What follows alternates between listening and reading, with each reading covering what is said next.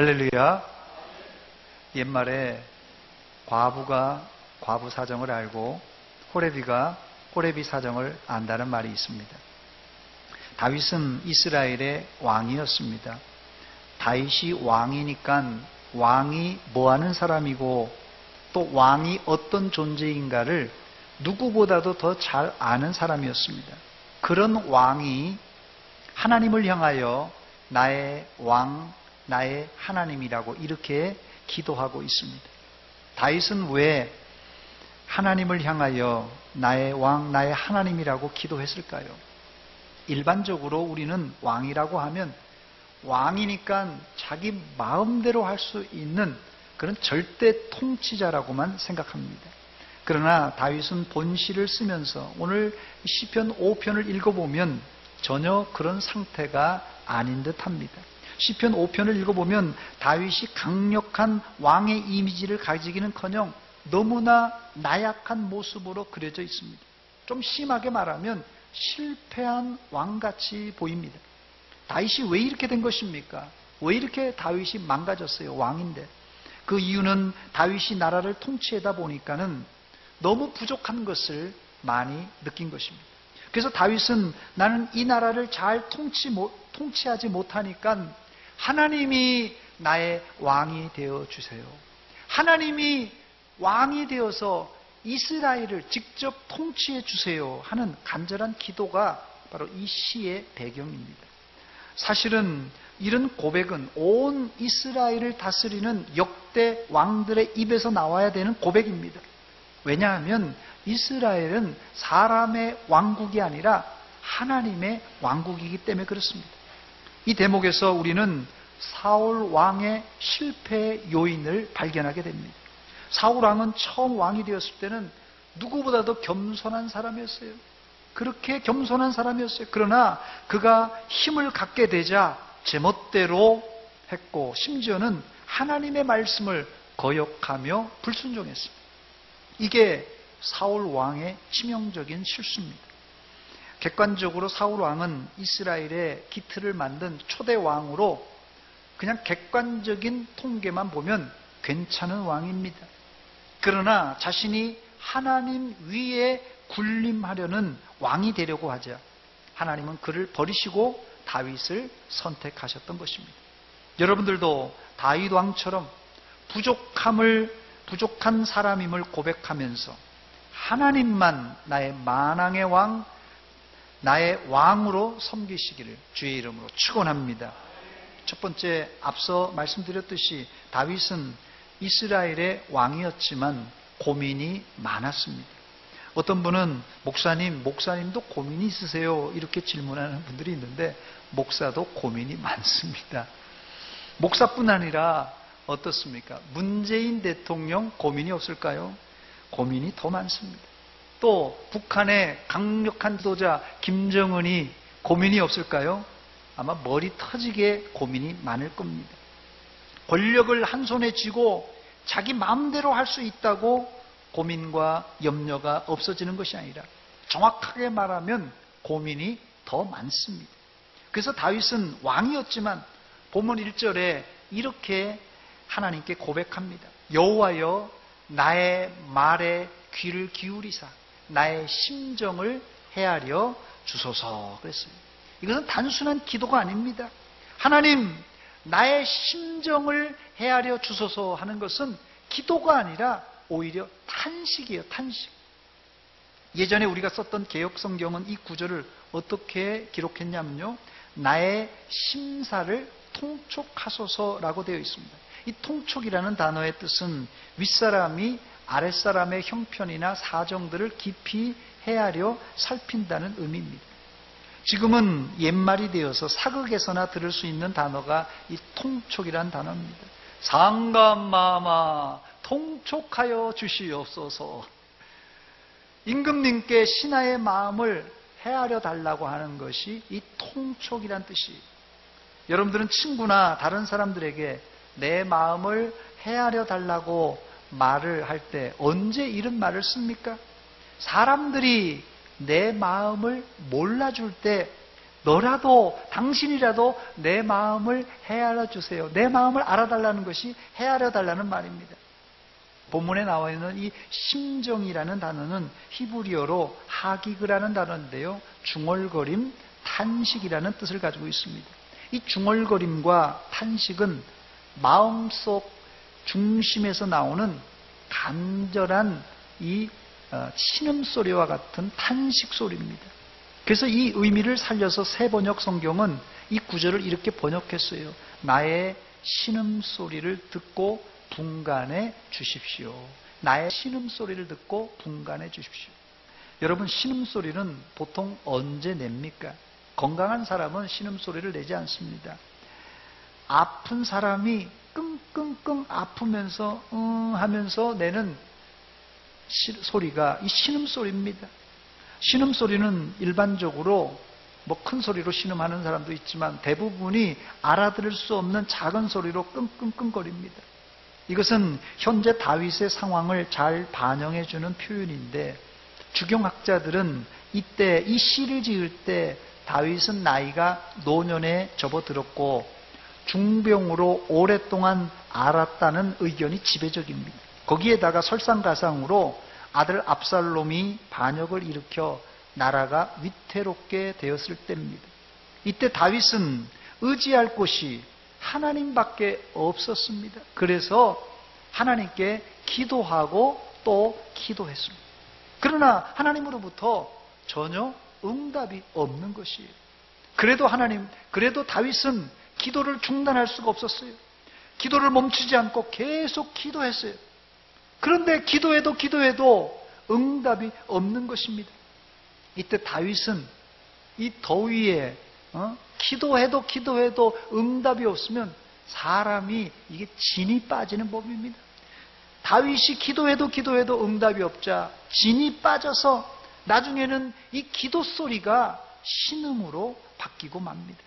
그래서 어떻게 해달라고 합니까?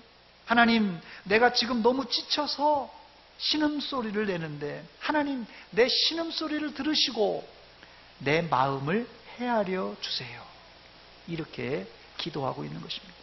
큰 소리로 부르짖어도 하나님은 들으시지만 인생살이에 지쳐서 신음할 때 하나님은 우리의 작은 신음소리도 들으시고 응답하시는 분이십니다. 너의 작은 신음에도 응답하시니 너는 어느 곳에 있든지 주를 향하고 주만 바라볼지라. 할렐루야. 출애굽 전 이스라엘이 애굽에서 종살이 할 때입니다. 종살이가 너무너무 힘들고 지쳐서 신음소리를 내며 부르짖었을 때 하나님은 400년 동안이나 묵묵부답하시고 응답하지 않아 주셨어요. 일반적으로 인간이 기다릴 수 있는 한계가 몇 년 같습니까? 내가 기도하고 기다릴 수 있는 한계가 몇 년 같아요? 길어야 한평생 50, 60년, 더 길어야 70년 동안 기다릴 수 있습니다. 더 이상 기다릴 수가 없어요. 물론 그 후손들이 기다린다면 100년까지도 연장할 수 있겠지요. 그러나 400년 동안이나 하나님이 이스라엘의 기도에 응답하지 않았다면 이스라엘이 포기하는 게 정상 아니겠습니까? 그러나 하나님은, 잘 들으세요, 하나님은 이스라엘이 부르짖기 전에 이미 하나님은 그 신음소리를 알고 계셨어요. 아니, 그들이 태어나기 전에도 그들의 사정을 알고 계셨고 그들의 신음소리를 듣고 보고 알고 계셨습니다. 그런데 왜 하나님은 100년, 200년, 300년, 400년이 지나도록 이스라엘에게 응답하지 않고 왜 애만 태우셨던 것입니까? 그 이유는 여러 가지 있지만 여기서 다 설명드릴 수 없고요. 생략하고 한마디로 말씀드리자면 아직까지 하나님의 때가 되지 않았기 때문에 그렇습니다. 하나님은 하나님의 때가 될 때는 무슨 수를 쓰든지 이스라엘을 구원해내시는 전능하신 하나님이십니다. 그러므로 우리도 설령 응답이 없을지라도 이스라엘처럼 다윗처럼 끝까지 하나님께 부르짖으시기 바랍니다. 부르짖다가 지쳐서 신음소리밖에 안 날지라도 계속 매달리시기 바랍니다. 그러면 하나님의 때에 하나님의 방법으로 여러분들에게 넉넉하게 응답해 주실 줄 믿습니다. 두 번째, 다윗은 하나님을 향하여서 나의 왕, 나의 하나님이라고 부르짖었습니다. 본문 2절입니다. 우리 한 목소리로 같이 읽겠습니다. 본문 2절 시작. 나의 왕, 나의 하나님이여, 내가 부르짖는 소리를 들으소서. 내가 주께 기도하나이다. 아멘. 오늘 이 본문 1절에 나의 말에 귀를 기울이사 나의 심정을 헤아려 달라고 이렇게 다윗이 기도했는데, 나의 심정을 헤아려 달라, 이 기도는 거의 들리지 않는 신음소리예요. 작은 신음소리입니다. 그러나 이번에는 다윗이 힘을 내서 하나님께 큰 소리로 부르짖고 있습니다. 여러분, 조용하게 기도하는 것을 하나님이 잘 들으실까요? 아니면 큰 소리로 통성으로 기도해야 하나님이 잘 들으실까요? 하나님은 우리의 기도가 크든 작든 문제 삼지 않고 우리의 중심을 보십니다. 한참 한국교회 통성기도의 붐이 일어났을 때 통성기도가 응답받는데 가장 합당한 기도처럼 여겨졌습니다. 그러나 여러분 잘 들으세요. 기도 소리의 고전은요, 기도 소리의 고전은 하나님이 요구하는 사항이 아닙니다. 절대적으로 기도 소리의 고전은 우리의 상황을 반영하는 현상이에요. 예를 들면 물속에 빠진 사람이 살려주세요, 살려주세요 이렇게 하는 사람이 있겠어요? 그건 누가 시키지 않아도 살려주세요 막 고함칠 거예요. 여기 불이 나서 지금 타 죽게 생겼어요. 불이야 그러지. 불이야 불이야 이런 사람 아무도 없습니다. 그러니까 하나님께서 니네 큰 소리로 기도해라, 조그만 소리로, 이런 말 안 하셨어요. 우리 상황에 따라서 어떨 때는 부르짖어서 기도했고 어떨 때는 조그만 소리로 기도하는 것입니다. 하나님은 우리 목소리 크기를 보지 않으시고 우리의 중심을 보십니다. 여러분들은 상황에 따라 어떨 때는 큰 소리로 통성으로 기도하시기 바랍니다. 또 어떨 때는 조용하게 은밀하게 인격적으로 하나님과 깊은 대화를 나누시기 바랍니다. 영국 엘리자베스 여왕이 현재 93세의 나이로 영국 역사상 가장 오랜 통치자로 유명합니다. 여왕이 가끔 버킹엄 궁전 팔레스 발코니의 모습을 드러낼 때가 있습니다. 그때는 영국 사람들이 환호하고 난리가 납니다. 허 마제스티 허 마제스티 하면서 여왕폐하 여왕폐하 만세하면서 그냥 열광을 합니다. 사진을 찍고 소리를 지르며. 그러나 우리나라 사람들은 영국 여왕에게 그렇게 열광하지 않습니다. 그 이유가 뭡니까? 그 이유는 엘리자베스 여왕은 영국 여왕이기 때문에 그래요. 우리나라 여왕이 아니잖아요. 그러나 영국 사람들은 자기의 여왕, 내 여왕이라고 하면서 열광합니다. 다윗은 본문에서 하나님을 아버지의 하나님, 조상의 하나님이라고 말하지 않고 나의 왕, 나의 하나님이라고 고백합니다. 이 고백은 아무나 할 수 없는 고백입니다. 하나님을 나의 왕, 나의 하나님으로 진정으로 섬기는 사람만 이 고백을 할 수 있습니다. 그런데 이 고백은 단순한 호칭의 문제가 아니라 하나님을 진짜 왕으로, 하나님으로 섬기는 사람이 할 수 있는 고백입니다. 말로만 왕이라고 하지 왕의 말을 전혀 듣지 않고 제멋대로 한다면 그 사람은 하나님을 왕으로 진심으로 섬기는 사람이 아닙니다. 다윗이 하나님을 왕이라고 불렀다는 뜻은 무슨 뜻입니까? 하나님이 자신의 크고 작은 모든 일을 다스리신다는 거예요. 왕이란 말은 통치자라는 뜻이에요. 그래서 다윗이 하나님을 향하여 왕이라는 것은 하나님께서 나를 다스리시는 분이라는 것이에요. 더 나아가서는 하나님께서 왕은 나를 죽일 수도 있고 살릴 수도 있는 그런 생명의 주인이란 뜻입니다. 우리가 이 나라라는 개념을 생각할 때 미국, 영국, 중국, 소련, 러시아 하면서 땅을 생각합니다. 제일 먼저 이 땅의 한을 많이 품고 있어서 우리 한민족이 이 미국, 중국, 러시아 하면 땅을 먼저 생각해요. 땅도 중요한 나라를 구성하는 요소입니다만은 더 중요한 것이 있는데 바로 통치자 혹은 통치체제입니다. 땅이 아무리 넓어도 여러분, 땅이 아무리 넓어도 또 사람들이 아무리 많아도 사람들이 이 왕의 통치를 받지 않고 이 통치체제인 법대로 질서를 지키지 않는다면 그 나라는 오래 존립할 수가 없습니다. 여러분들은 입으로 하나님을 왕으로 고백하십니까? 그렇다면 입으로만이 아니라 행동으로 그 왕의 말씀에 순종하시기 바랍니다. 이게 하나님을 왕으로 섬기는 사람의 자세예요. 이런 차원에서 혹시 여자분들은 남자들이 가정에서 제일 싫어하는 것이 무엇인지 아십니까? 남자들이 가정에서 제일 싫어하는 것. 어려울 것 같아가지고 제가 사지선다형 문제를 준비했습니다. 여자분들이 한번 풀어봅니다. 1번, 남편들이 제일 싫어하는 거요. 여러분 남편 생각해보세요. 다른 남편 생각하지 마시고요. 1번, 청소와 설거지. 우리 남편 이거 지긋지긋하게 싫어한다. 2번, 요즘 이제 여름이라서 냄새나는 음식물 쓰레기 버리기. 이거 싫어하는 남편이 있겠죠. 3번, 변기 청소 죽어도 안 한다. 3번 있죠. 4번, 여자의 잔소리. 1, 2, 3, 4번 중에 남자가 가장 싫어하는 거 몇 번이죠? 여러 가지가 나오네요. 예. 정답은 4번입니다. 예, 4번. 근데 다른 뭐가 나온 거 보니까 음식물 쓰레기를 잘 안 버립니까? 이렇게 간이 큰 남자도 있나요? 예. 변기 청소 당연히 하는 거 아닙니까? 예. 예. 그런데 여러분,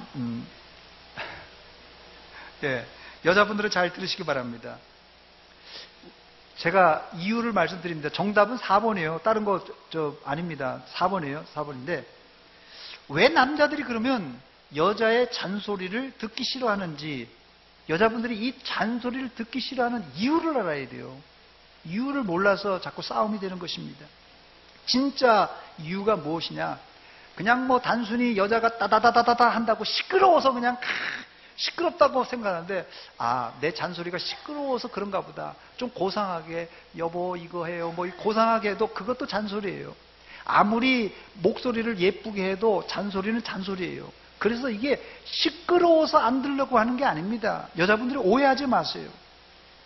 남자가 여자의 잔소리를 안 들으려고 하는 이유는 진짜 이유가 있는데 남자들은 머리가 되려고 하는 습성, 왕이 되려고 하는 습성이 있어서 그렇습니다. 여기서 제가 사용한 왕이나 머리라는 의미는 좋은 의미의 왕이나 머리라는 뜻이 아니라 남자가 말하는 왕이라는 뜻은 제 멋대로, 자기 멋대로 하겠다는 거예요. 내가 왕이니까, 내가 이 집의 가장이니까 내 마음대로 하겠다는 그런 의미입니다. 그런데 이런 자칭 왕으로 군림하려는 남자의 태도가 여자가 보니까 연애할 당시는 딱 보니까 일로 와 앉아 먹어 일로 와 하니까 이 남자답다 야 멋있다고 했는데 결혼해서도 그러네. 결혼해서도 연애할 때 멋지다고 그랬는데 그게 계속되는 거예요. 한두 번도 아니고 말 그대로 제 멋대로 엉뚱한 짓만 하는 것이에요. 그래서 그때부터 여자의 잔소리가 시작됩니다. 처음 한두 번 이 여자의 잔소리를 할 때 남자도 들어보니까 그것도 일리가 있는 말이에요. 여자들도 전혀 일리가 없는 말을 안 하잖아요. 그래서 남자들도 이 잔소리를 그래도 귀담아 들어서 참고하고 또 실수를 줄이는데 여자의 잔소리가 아주 유익한 점이 많습니다. 그런데 여자의 잔소리가 계속 잦아지자 여자가 남자의 이젠 일거수일투족을 간섭하기 시작합니다. 그때부터 남자들은 여자의 목소리에 귀를 닫습니다. 여보, 국은 냉장고에 넣어놨어요. 점심때 꺼내서 30초만 딱 돌려서 드세요. 알았어. 네. 여보, 차키는 책상 위에 올려놨어요. 알았어. 여보, 오늘 나 외출하는데 내 옷 좀 어때요? 멋있네. 예. 이게 우리 집에서 볼 수 있는 풍경입니다. 그런데 문제는 여자가 외출하고 나면 남자는 여자가 했던 그 많은 이야기를 하나도 전혀 기억하지 못한다는 겁니다. 그래서 오래간만에 외출하는 여자에게 전화해서 아니 그거 몇 초 돌리라고 그랬지? 냉장고 어디 있지? 이렇게 묻기 시작합니다. 이러다가 사소한 일 때문에 으르렁거리며 싸웁니다. 이 싸움의 본질이 무엇이 아세요? 이 싸움의 본질은 주도권 다툼이라는 것입니다. 남자는 끝까지 여자의 잔소리를 안 들으려고 귀를 막고 자기 방식대로 살려고 합니다. 왜? 자기는 왕이고 자기는 머리니까. 그런데 이런 남자를 여자는 죽으라고 자기 의도대로 끌어오려고 잔소리하고 또 잔소리하면서 싸웁니다. 이게 부부가 평생 하는 사랑 싸움입니다. 예. 결혼 안 한 사람들은 이 사랑 싸움이 좀 알콩달콩한 싸움인 줄 알았더니 이게 보통 싸움이 아니라는 게 심각해졌습니다. 아마 이 자리에 이런 사랑 싸움 때문에 진저리가 난 아마 부인들이 여기 앉아 있을 거예요. 너무 심각하네요. 오늘 제가 설교를 하는데 진저리가 날 거예요. 아마 이런 싸움 때문에. 그런데 반대로 또 이런 싸움 때문에 진저리가 난 남자들도 여기 앉아 있습니다.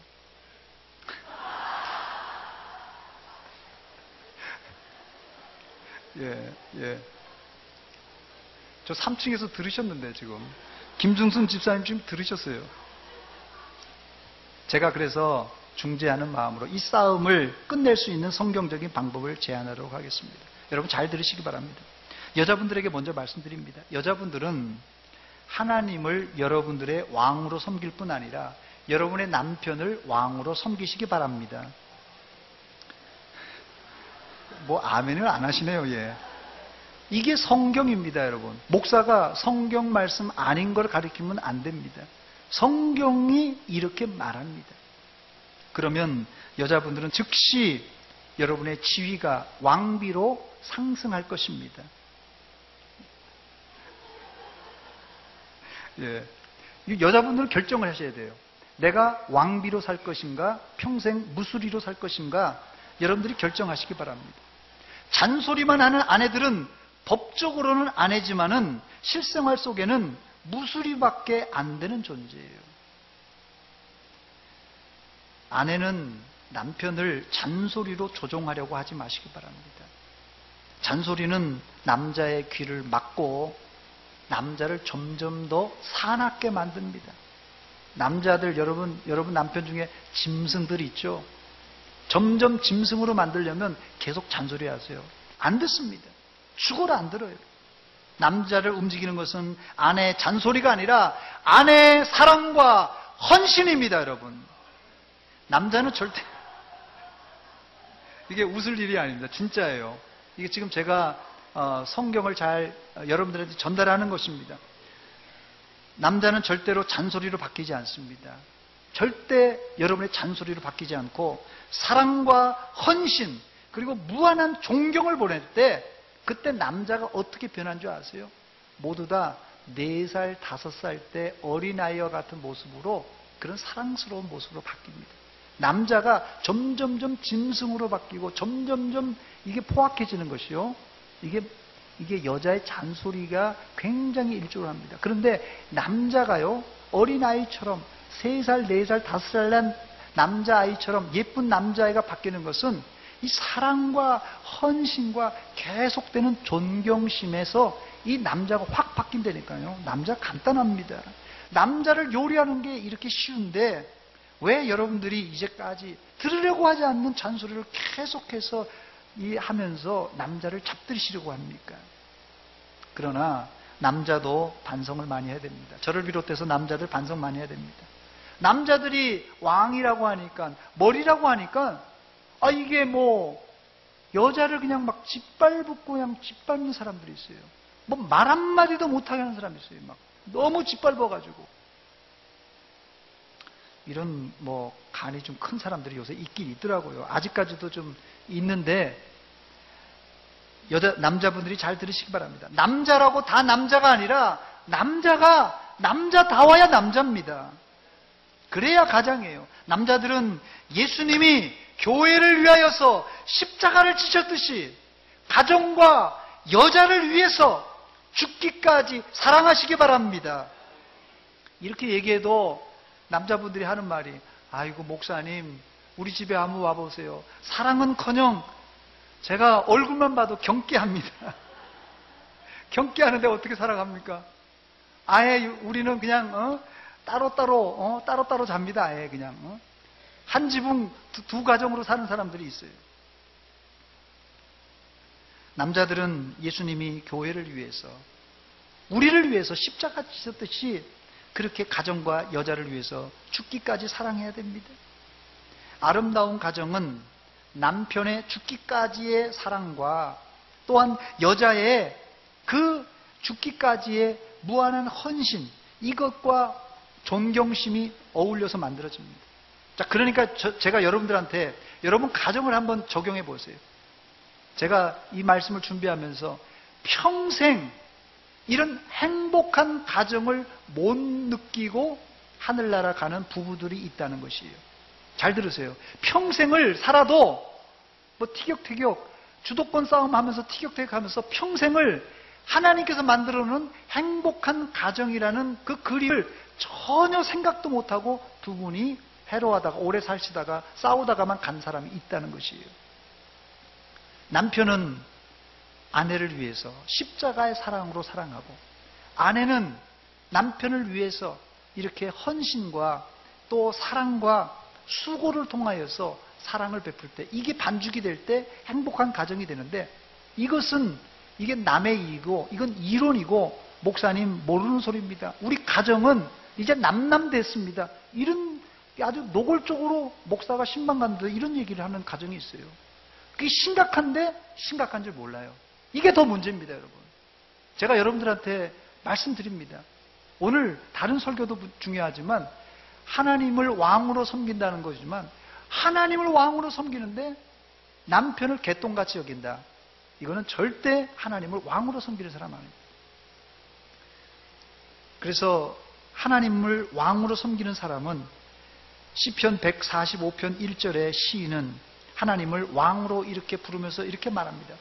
왕이신 나의 하나님, 내가 주를 높이고 영원히 주의 이름을 송축하리이다.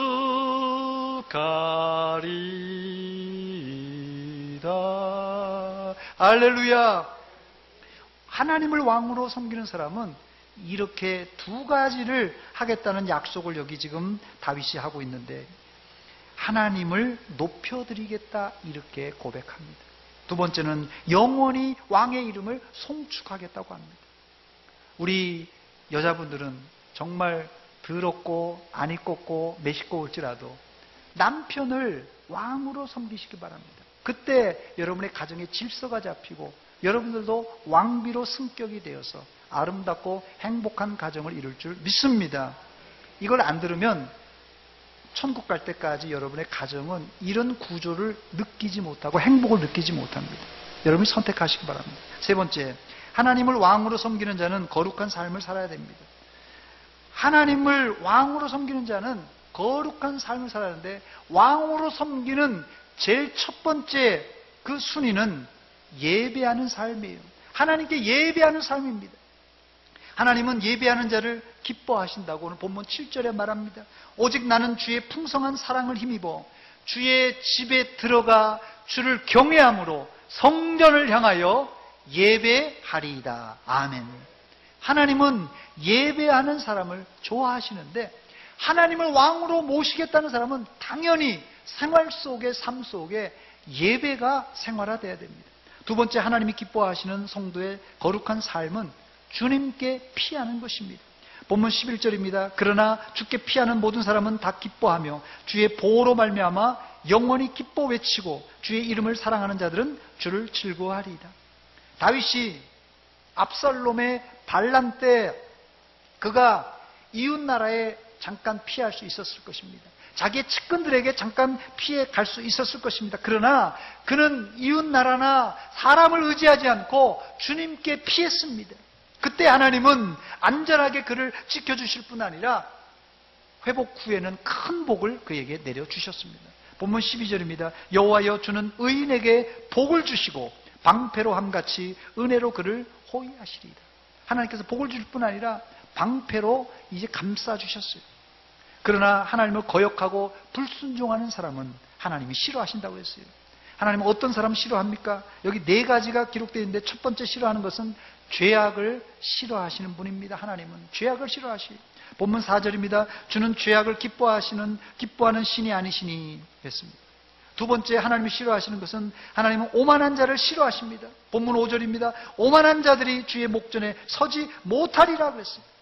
세 번째 하나님이 싫어하시는 것입니다. 거짓말하는 자를 싫어하십니다. 본문 6절입니다. 거짓말하는 자들을 멸망시키리이다 그랬어요. 네 번째 하나님이 싫어하시는 것입니다. 하나님은 신실함이 없고 아첨하는 혀를 싫어하십니다. 본문 9절입니다. 그들의 입에 신실함이 없고 그들의 심이 악하며 그들의 목구멍은 열린 무덤 같고 그들의 혀로는 아첨하나이다 그랬어요. 이런 자의 결말이 무엇입니까? 본문 10절입니다. 우리 10절 같이 읽어보겠습니다. 시작. 하나님이여 그들을 정죄하사 자기 꾀에 빠지게 하시고 그 많은 허물로 말미암아 그들을 쫓아내소서. 그들이 주를 배역함이니이다. 아멘. 결국 악인은 망하리로다 그랬어요. 결국 악인은 망하게 되어 있습니다. 이제 말씀을 마칩니다. 오늘 본시는 지난주에 살펴본 시편 3편과 마찬가지로 아침의 시라는 별명이 붙어 있습니다. 그 이유는 3절 말씀에 여호와여 아침에 주께서 나의 소리를 들으시리니 아침에 내가 주께 기도하고 바라리이다 라는 말씀에서입니다. 그런데 새번역 성경을 찾아보니까 이 아침에를 새벽에로 바꾸어 번역해 놓고 있어요. 이 사실에서 우리는 다윗은 하루를 여는 첫 시간, 이 히브리인들의 아침의 이 개념은 우리가 느끼는 새벽의 개념이라는 그런 뜻입니다. 그래서 다윗은 아침에 새벽에 기도한 것을 알 수 있습니다. 우리도 하루를 시작할 때 아침을 하나님께 드림으로 새벽에 도우시는 하나님의 손길을 체험하시기를 주의 이름으로 축원합니다. 하루의 첫 시간, 이른 아침에 하나님을 향하여서 다윗은 나의 왕, 나의 하나님이라고 고백하면서 기도했습니다. 이렇게 나의 왕, 나의 하나님으로 고백할 때 하나님은 다윗을 불쌍히 여겨주시고 그 위기 가운데서 도와주셨습니다. 또 다윗은 하나님을 향하여 나의 왕, 나의 하나님으로 이렇게 부르면서 자기 인생의 핸들을 자기가 붙드는 게 아니라 하나님께 양보했어요. 하나님이 내 인생의 핸들을 이제 맡아주십시오. 자기 인생의 핸들을 맡기고, 이 말은 하나님께서 내 인생을 통제하시고 조종하시고 또 인도해달라는 것이에요. 그리고는 그 말씀에, 그 통치에 내가 순종하겠습니다라는 그런 자세가 나의 왕, 나의 하나님이라는 고백입니다. 나를 통치하시는 그 왕께서 나의 작은 신음소리조차도 들으시고 하나님께서 다윗을 이제 회복시켜 주셨습니다. 본문 12절입니다. 여호와여 주는 의인에게 복을 주시고 방패로 함같이 은혜로 그를 호위하시리이다 하면서 하나님께서 의인에게 복을 주시고 이제 보호해 주신다고 약속하고 있습니다. 이제 날씨가 더워서 어제도 열대야입니다. 대전이 열대야예요. 서서히 이제 시작인데 여름철에 너무 더워서 밤에 잠을 설치는 경우가 종종 있습니다. 여러분 혹시 열대야 때문에 잠을 설치면 그냥 자려고 노력하지 마시고 그때 하나님이 나 기도하라고 하는 사인이구나 해서 주섬주섬 해서 집에서 기도하셔도 좋고 교회에 나와서 기도하는 게 더 좋겠죠. 새벽에 자려고 잠 깼는데 자려고 노력하지 마시고 이 자리에 나와서 새벽을 깨움으로 새벽에 도우시는 하나님의 은혜를 다 체험하시기를 주의 이름으로 축원합니다. 축원합니다. 같이 기도하겠습니다. 이 시간 기도할 때 다윗이 고백한 것처럼 하나님이 나의 왕이요 나의 하나님입니다. 나를 통치하시고 다스려 주시옵소서. 우리 가정도 다스리고 통치하여 주시다. 우리 가정이 행복한 가정 되게 하여 주시옵소서. 한 목소리를 같이 기도합니다. 하나님 아버지, 은혜와 사랑 감사드립니다. 아버지 하나님, 우리를 사랑해 주시고 여기까지 인도하신 하나님, 우리의 아버지 삶 가운데 좌충우돌하면서 우리가 아버지 하나님 이렇게 어려움 당할 때가 한두 번이 아닙니다. 이 시간 하나님, 작은 신음소리로 들으신 하나님, 우리의 기도에 응답하신 하나님께 올려드립니다. 하나님 응답하여 주시사 하나님 우리를 선한 길로 인도하여 주시고 우리를 통치하여 주시고 다스려 주시옵소서. 우리 가정을 회복시켜 주시옵소서. 남편과 아내가 하나님 서로 아름다운 사랑의 교제를 통하여서 행복한 가정을 꾸밀 수 있도록 주여 도와 주시옵소서. 감사합니다. 하나님 아버지, 은혜와 사랑 감사드립니다. 이 아침에 하나님께 나와서 하나님이 나의 왕이요 나의 하나님이라고 고백했습니다. 이 고백이 말로만이 아니라 생활 속에서 내 인생을 통제하시고 통치하시고 다스리시며 우리는 그 말씀에 순종하며 살게 하여 주시옵소서. 예수님의 이름으로 기도하옵나이다. 아멘.